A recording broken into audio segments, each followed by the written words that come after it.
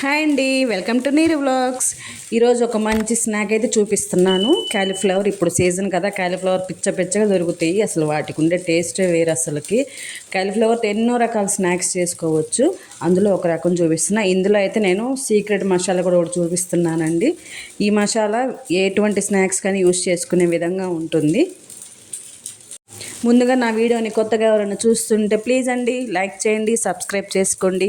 మీ support నా ఛానల్కి చాలా అవసరము. ఇంకా రెసిపీ అయితే స్టార్ట్ చేసేద్దాము. క్యాలీఫ్లవర్ని మనకు కావాల్సినంత సైజులో ముక్కలకు కట్ చేసి పెట్టుకోవాలి. ఒక పెద్ద క్యాలీఫ్లవర్ తీసుకొచ్చాను. మాకైతే ఇక్కడ 50 రూపాయలకి 2 దొరుకుతున్నాయి.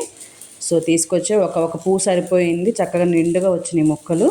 ఇంకా వాటిని మనకు మరి పెద్ద సైజు కాకుండా కొంచెం మీడియంగా ముక్కలు కట్ చేసుకున్నాను. కట్ చేసుకొని వాటిని అయితే వేడి నీళ్ళల్లో ఉంచాలి. మరిగే నీళ్ళలో ఉప్పేసి, అవసరమైతే పసుపు కూడా వేసుకోవచ్చు. ఉప్పేసి ఉంచేసి ఒక 10 నిమిషాలు అయితే అట్లా ఉంచేసుకోవాలి ముక్కలు. ఈలో మసాలా అయితే రెడీ చేసాను. సీక్రెట్ మసాలా అని చెప్పాను కదా.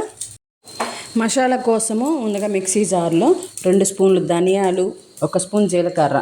నా దగ్గర అయితే జీలకర్ర లేదు, జీలకర్ర పొడి ఉంటే వేసాను. జీలకర్ర అయినా వేసుకోవచ్చు, పొడి అయినా వేసుకోవచ్చు.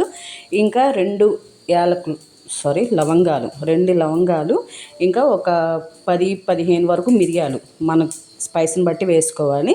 1 ఇంచు అల్లం ముక్క, పచ్చిమిరకాయలు అన్నమాట.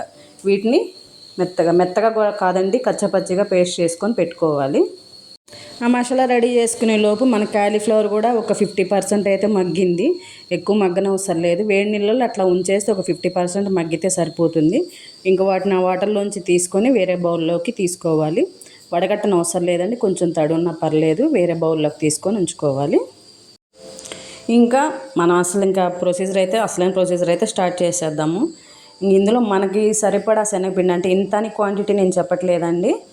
అది ఏంటంటే మరీ ఎక్కువ కోటింగ్ అవ్వకూడదు, మరీ అసలు పువ్వు కనపడకూడదు. అట్లా కోటింగ్ చేయాలి, పిండి కోటింగ్. దాన్ని బట్టి శనగపిండి వచ్చేసి 1 కప్పు శనగపిండి అయితే 1 అరకప్పు బియ్యపిండి వేసుకోవాలి క్రిస్పీనెస్ కోసము.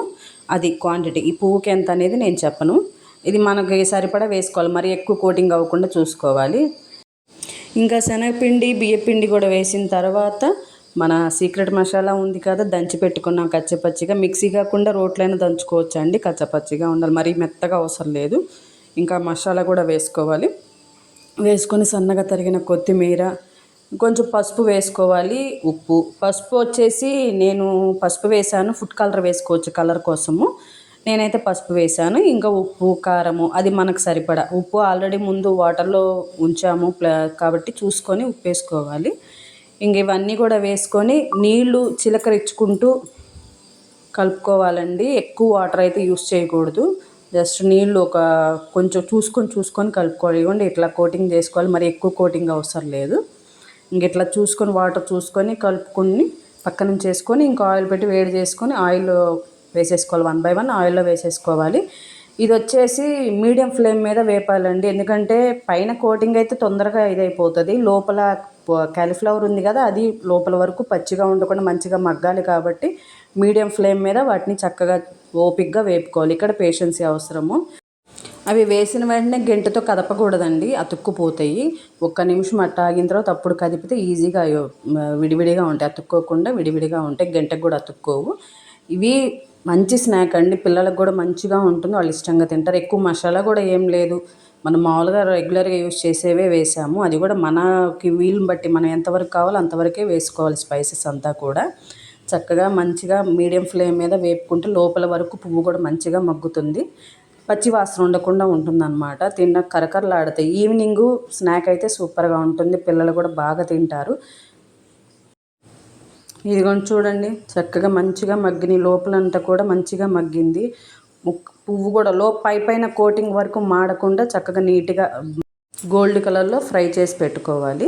ఇదైతే పకోడీ రెడీ అయిపోయింది. మంచిగా క్రిస్పీ పకోడీ అండి, అసలు భలే ఉంది, తింటుంటే కరకరలాడుతుంది. ఈవినింగ్ చాయ్తో కానీ కాఫీతో కానీ అసలు పర్ఫెక్ట్ కాంబినేషన్ అనమాట.